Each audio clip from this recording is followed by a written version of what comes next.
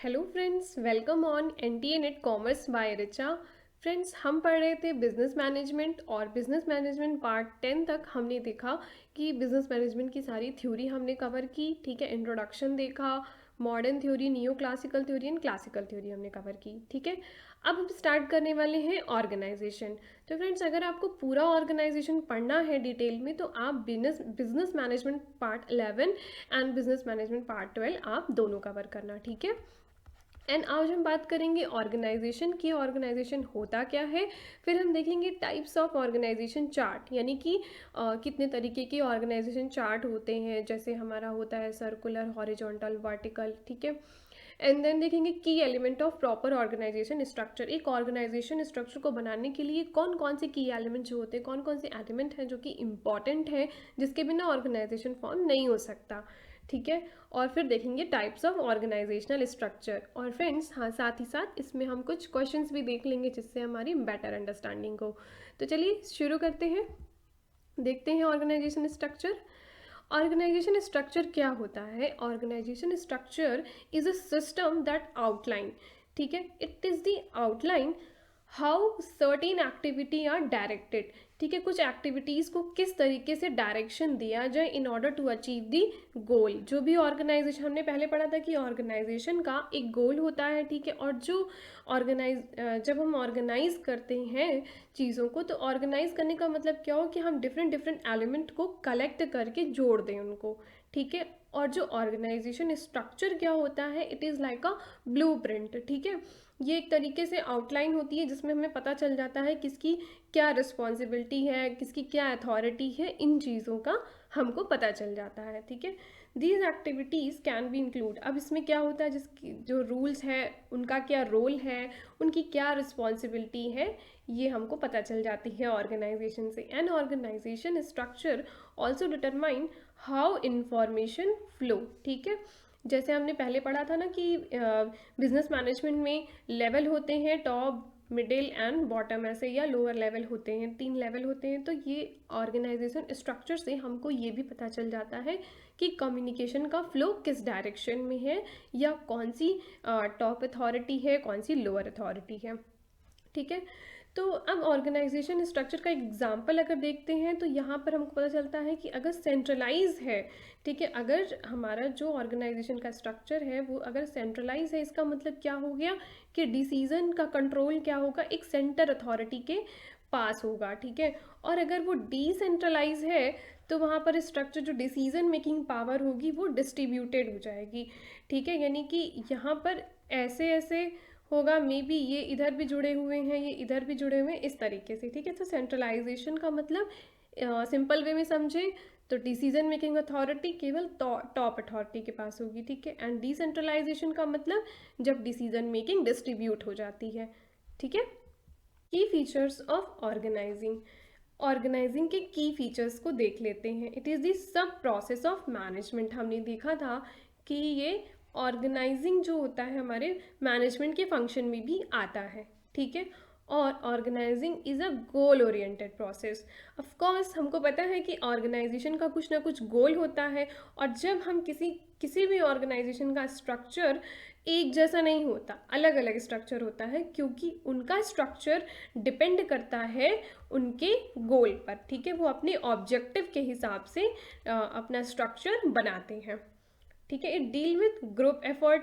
यहाँ पर क्या होता है, ग्रुप एफर्ट होता है। ठीक है, सब मिलकर के साथ काम करते हैं। ऑफकोर्स हमको पता है यहाँ पे टीम की बात होती है, सब मिलकर के ऑर्गेनाइजेशन के गोल को अचीव करने की कोशिश करते हैं। It is based on principle of division of work. अब हम पढ़ेंगे आगे कि इसका जो फर्स्ट रूल होता है, सबसे पहले हम क्या करते हैं, डिस्ट्रीब्यूट करते हैं वर्क को। ठीक है, तो it is the base upon the division of work, हम काम को डिवाइड कर देते हैं। It establish the authority and responsibility. Of course जब एक प्रॉपर स्ट्रक्चर बना होता है ऑर्गेनाइजेशन का, तो उससे हमें पता चल जाता है कि किसकी क्या रिस्पॉन्सिबिलिटी है और क्या अथॉरिटी है। ठीक है, कि रीज़न फॉर ऑर्गेनाइजिंग, कि हमें आखिर में ऑर्गेनाइज करना क्यों चाहिए। अब आप ही देखो कि अगर आप अपना घर या अपनी बुक शेल्फ या कुछ भी आप क्यों ऑर्गेनाइज करके रखते हो। अगर आप ऑर्गेनाइज नहीं करोगे तो वहाँ पे क्या होगा, कियोस होगी, कन्फ्यूज़न हो जाएगी। तो वैसे ही एक ऑर्गेनाइजेशन को इसलिए ऑर्गेनाइज करके रखना चाहिए ताकि वो कन्फ्यूज़न को अवॉइड कर सके। जिसका भी जो टास्क है, जो रोल है, जो रिस्पॉन्सिबिलिटी है, वो उसको पता होनी चाहिए। ठीक है, ऑर्गेनाइजेशन क्या करता है, क्लैरिफाई करता है रिस्पॉन्सिबिलिटी को। रिस्पॉन्सिबिलिटी जो भी एम्प्लॉयज़ की है वो क्लैरिफाई कर देता है। It allocate accountability to each employ for the outcome of the work they responsible for. जब ऑर्गेनाइज होता है तो हर पर्सन को ये पता होता है, हर एम्प्लॉय को ये पता होता है कि उसका क्या काम है। ठीक है, it establish the clear channel of communication. जब एक प्रॉपर ऑर्गेनाइजेशन में हायरार्की सेट होती है तो हमको पता होता है कि हमें किसे रिस्पॉन्ड करना है, ठीक है, किसे कम्युनिकेट करना है, ये सारी चीज़ें भी क्लियर होती हैं। It enable the manager to deploy the resources. अब ऑर्गेनाइजेशन में चीज़ें अगर ऑर्गेनाइज होंगी तो रिसोर्सेज को भी डिप्लॉय करना इजी हो जाएगा। जैसे चाहे वो ह्यूमन रिसोर्स हो, चाहे वो फाइनेंस हो, चाहे वो रॉ मटेरियल आ रहा हो, प्रोडक्शन का काम हो, या एक ही ऑर्गेनाइजेशन में डिफरेंट डिफरेंट प्रोडक्ट बनते हों तो उनके जो टूल्स हैं, जो भी चीज़ें हैं, वो उस जगह पे प्रॉपर वे में मिल जाएंगी। तो दैट इज़ दी ऑर्गेनाइजिंग की, इस वजह से हमको ऑर्गेनाइज करना चाहिए। ठीक है, it enable the monitoring activities भी इजी हो जाती है। It allow coordination of different part of organisation. अब देखिए, जब ऑर्गेनाइज होगा तो वहाँ पे हम चीज़ों को, उनके जो वर्कर है उनके वर्क को तो डिवाइड कर दिया हमने, बट अगर हम ऑर्गेनाइज करके रखेंगे तो वहाँ पे ग्रुपिंग भी होगी। ठीक है, तो इस वजह से क्या होगा, उनका प्रॉपर कोऑर्डिनेशन भी हो जाएगा। It provide the flexibility, it respond to future demand and development. जो भी ऑर्गेनाइजेशन से डिमांड होगी वो फुलफिल कर पाएगा। अब ऑर्गेनाइजेशन के चार्ट की बात करते हैं। तो बेसिकली अगर चार्ट की बात हम करें तो ऑर्गेनाइजेशन का जो चार्ट होता है वो दो तरीके से होता है। एक होता है मास्टर चार्ट और दूसरा होता है सप्लीमेंट्री चार्ट।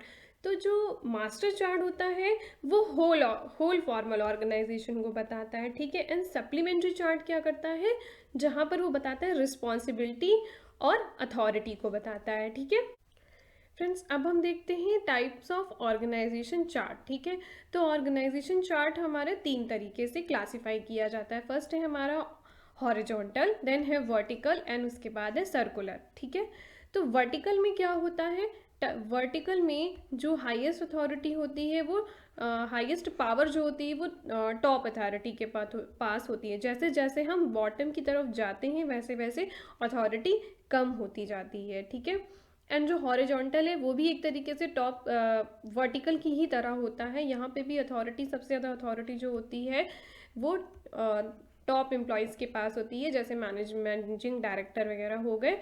और उसी तरीके से जैसे हम डाउनवर्ड फ्लो करते हैं अथॉरिटी कम होती जाती है। बट डिफरेंस यहाँ पर ये है कि जो हॉरिजॉन्टल होता है वो बेसिकली हमेशा स्मॉल ऑर्गेनाइजेशन में ही यूज़ किया जाता है, और जो बड़े ऑर्गेनाइजेशन होते हैं वहाँ पर वर्टिकल चार्ट को यूज़ किया जाता है। अच्छा, चार्ट होता क्या है, बेसिकली जो हम ऑर्गेनाइजेशन का चार्ट जो होता है वो एक तरीके से हमको सिर्फ इतना एक ब्लूप्रिंट का एक हमें आइडिया देता है कि ऑर्गेनाइजेशन का स्ट्रक्चर है किस तरीके से। ठीक है, कौन सी अथॉरिटी हायर है, कौन सी लोअर है, दैट्स इट।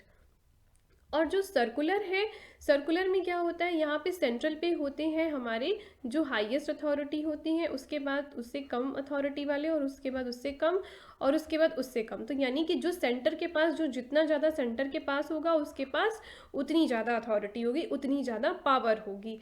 ठीक है, जैसे जैसे सेंटर से दूर जाते जाएंगे वैसे वैसे उनकी पावर भी कम होती जाती है। बस इतना ही होता है चार्ट में। अब आगे देखते हैं की element for proper organisation structure. ये बहुत ज़्यादा इंपॉर्टेंट है फ्रेंड्स, और यहाँ से बहुत क्वेश्चन पूछे जाते हैं, तो आप इस पर स्टार मार्क कर लेना।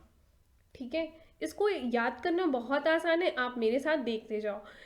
देखिए, सबसे पहले क्या है, वर्क स्पेशलाइजेशन, यानी ऑर्गेनाइजेशन में हमने जाना कि बहुत सारे काम होते हैं, तो अब क्या करना है, उस काम को छोटे छोटे काम में डिवाइड कर दो, उनके वर्क स्पेशलाइजेशन के हिसाब से उन काम को डिवाइड कर दो।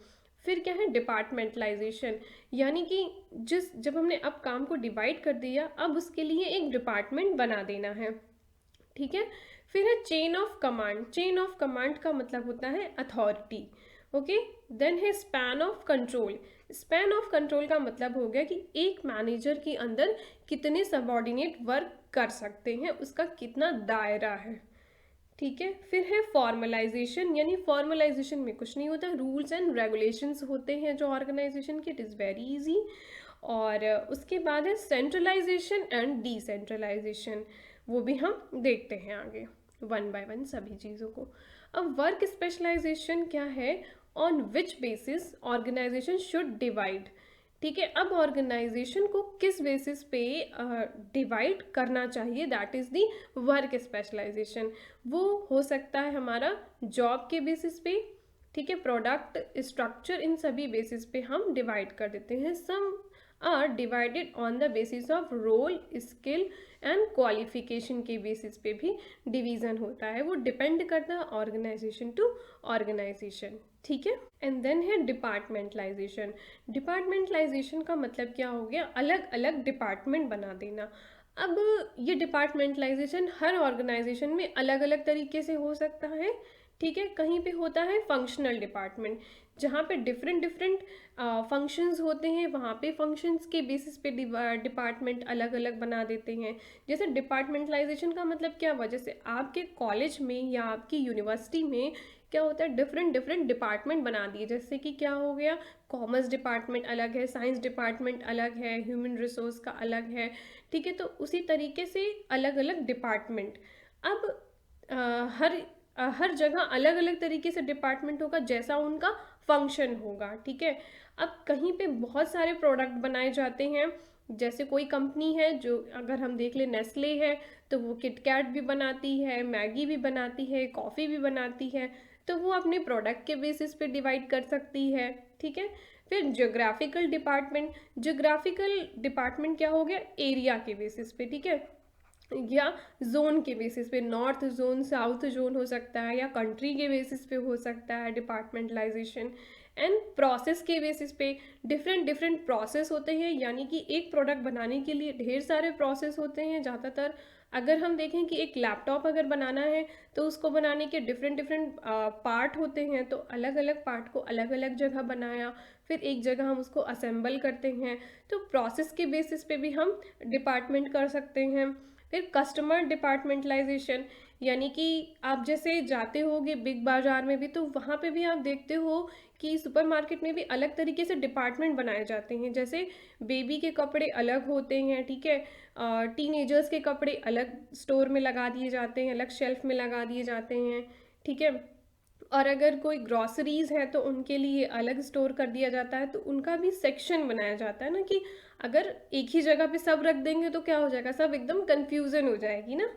फिर आता है कंबाइंड डिपार्टमेंट, जब दो या दो से ज़्यादा डिपार्टमेंट को ग्रुप करके बनाया जाए, यानी कि फंक्शनल और प्रोडक्ट को मिला दिया, या प्रोडक्ट और जोग्राफिकल को मिला दिया, मतलब किसी भी दो या दो से ज़्यादा डिपार्टमेंट को मिला करके डिपार्टमेंट बनाया जाए, तो that is the combined department. ठीक है, आई होप आपको डिपार्टमेंट बहुत अच्छे से समझ में आ गया होगा। देन देखते हैं इसी पे एक question, GM electronics have varied product line and has grouped one product as a single department, identify the type of departmentalisation mention here. ठीक है, अब यहाँ पे क्या कह रहा है कि इसके पास बहुत ढेर सारे प्रोडक्ट लाइन है। ठीक है, तो क्या होगा इसका answer, process department, customer department, product department, या ज्योग्राफिकल डिपार्टमेंट। आई होप कि इसका आंसर प्रोडक्ट डिपार्टमेंट होगा। ठीक है, प्रोडक्ट डिपार्टमेंट इसलिए क्योंकि यहाँ पर ढेर सारी प्रोडक्ट लाइन है, जैसे नेस्ले की तरह। ठीक है, अलग अलग प्रोडक्ट है, तो वो प्रोडक्ट के हिसाब से अपना डिपार्टमेंट बना लेगा। फिर है हमारा फॉर्मलाइजेशन। फॉर्मलाइजेशन ज़्यादा कुछ नहीं होता है, यहाँ पर रूल्स एंड रेगुलेशंस की बात की जाती है कि किसी ऑर्गेनाइजेशन में कितने रूल्स हैं, क्या रेगुलेशन है, कौन किसको रिपोर्ट करेगा, that is the related to legal relationship between the employees. ठीक है, यहाँ पे लीगल रिलेशनशिप की बात होती है। फिर आता है सेंट्रलाइजेशन एंड डिसेंट्रलाइजेशन। अब देखिए इसमें क्या होता है, सेंट्रलाइज स्ट्रक्चर क्या बताता है, डिसीजन फ्लो होता है हमारा टॉप टू डाउन। ठीक है, अगर सेंट्रलाइज है तो टॉप टू डाउन होगा, और डिसेंट्रलाइज है तो वहाँ पर क्या होगा, पार्टिसिपेशन होगा, डिसीजन मेकिंग हर लेवल पे डिस्ट्रीब्यूट हो जाती है। ठीक है, डिसीजन मेकिंग का डिस्ट्रीब्यूशन होता है, बहुत ही सिंपल वे में यहाँ पे समझते हैं। और सेंट्रलाइजेशन डिसेंट्रलाइजेशन का पूरा टॉपिक डिटेल में पढ़ने के लिए आप दूसरे वीडियो में देखिएगा, वहाँ पे मैंने प्रॉपर समझाया है। फ्रेंड्स, नेक्स्ट है हमारा चेन ऑफ कमांड। ठीक है, chain of command is defined as continuous line authority. ठीक है, ये बताता है कि किसकी अथॉरिटी कितनी है। ठीक है, line authority that extend from upper organisation level to the lower level. हमने देखा था कि एक ऑर्गेनाइजेशन में डिफरेंट डिफरेंट लेवल होते हैं, तो चेन ऑफ कमांड में क्या होगा कि किसकी क्या अथॉरिटी है, कौन किसको वर्क लोड दे सकता है, कौन किसको ऑर्डर दे सकता है, और हु रिपोर्ट्स टू हुम, ये भी बताता है कि किसको कौन अपना रिस्पॉन्ड करेगा, अपना काम किसको शो करेगा। ठीक है, अब इसमें 3 एलिमेंट होते हैं जो कि हमें ध्यान में रखने हैं, authority, responsibility and unity of command. तो अथॉरिटी का मतलब हो गया एक तरीके से जो मैनेजेरियल पोजीशन है, जिसके पास अथॉरिटी है। ठीक है, फिर हमारा रिस्पॉन्सिबिलिटी का मतलब जिसको काम सौंपा गया वो अपना काम करेगा। ठीक है, जो भी ड्यूटी उसको असाइन की गई, he has to work it. And then है unity of command. Unity of command का मतलब हो गया one boss, one manager. Okay, and next है लास्ट जो हमारा की एलिमेंट है, वो स्पैन ऑफ कंट्रोल है। Span of control is the number of people that are manage by manager. ठीक है, स्पैन ऑफ कंट्रोल क्या होता है कि एक मैनेजर के द्वारा कितने लोग कंट्रोल किए जा रहे हैं, उसका दायरा कितना है, एक मैनेजर का क्या स्पैन है, क्या दायरा है। ठीक है, और यहाँ पर जो लोग होते हैं वो डायरेक्टली मैनेजर के कंट्रोल में होते हैं। हम समझ सकते हैं यहाँ पर एक जो फोटो है, ये क्या हो गए, ये मैनेजर हो गए, और इसके अंदर जितने भी लोग काम कर रहे हैं, यहाँ पर 5 लोग काम कर रहे हैं, तो इसका स्पैन हो जाएगा 5। ठीक है, और स्पैन ऑफ कंट्रोल पे मैंने प्रॉपर एक अलग वीडियो बनाया है जिसमें हम types of span of control देखेंगे, इसका फॉर्मूला देखेंगे, ग्रेक्यूनास की थ्योरी भी देखेंगे, तो वो दूसरे वीडियो में आपको मिल जाएगा। एंड अब हम फ्रेंड एक क्वेश्चन कर लेते हैं, हमने इतना डिपार्टमेंटलाइजेशन वगैरह पढ़ लिया। Which of the following is also known as procurement department. Procurement का फ्रेंड्स मतलब होता है कि कोई चीज़ परचेज करके लाना। ठीक है, known as procurement department that procures material for an organisation. जो ऐसा कौन सा इसमें डिपार्टमेंट होगा जो कि मटेरियल खरीद के लाएगा ऑर्गेनाइजेशन के लिए। ठीक है, तो हमको पता है यहाँ पर इसका आंसर क्या हो जाएगा, परचेज डिपार्टमेंट। जो प्रोक्यूर करके लाएगा वो परचेज डिपार्टमेंट में हो जाएगा। ओके, एंड देन अब हम देखते हैं लास्ट पॉइंट हमारा, टाइप्स ऑफ ऑर्गेनाइजेशनल स्ट्रक्चर। कितने टाइप के ऑर्गेनाइजेशन स्ट्रक्चर होते हैं। तो बेसिकली जितने भी तरीके का ऑर्गेनाइजेशन हो सकता है उन सभी को 2 तरीके से कैटेगराइज किया गया है। या तो ऑर्गेनाइजेशन हमारा फॉर्मल होगा या फिर इनफॉर्मल होगा, मोस्टली फॉर्मल ही होता है। ठीक है, अब देखते हैं फॉर्मल ऑर्गेनाइजेशन में क्या क्या चीज़ें होती हैं। तो करेक्टरिस्टिक क्या है और फॉर्मल ऑर्गेनाइजेशन की, इट इज़ कम्प्लीटली प्लान्ड, ये प्लान्ड वे में होता है। It is based on delegation of authority, यहाँ पे अथॉरिटी का डेलीगेशन भी हो सकता है। इट इज़ इम्पर्सनल, यानी कि यहाँ पे इंसानों की बात नहीं होती, it is impersonal. Okay, it provide division of labour, यहाँ पे काम को अच्छे तरीके से डिस्ट्रीब्यूट किया जाता है।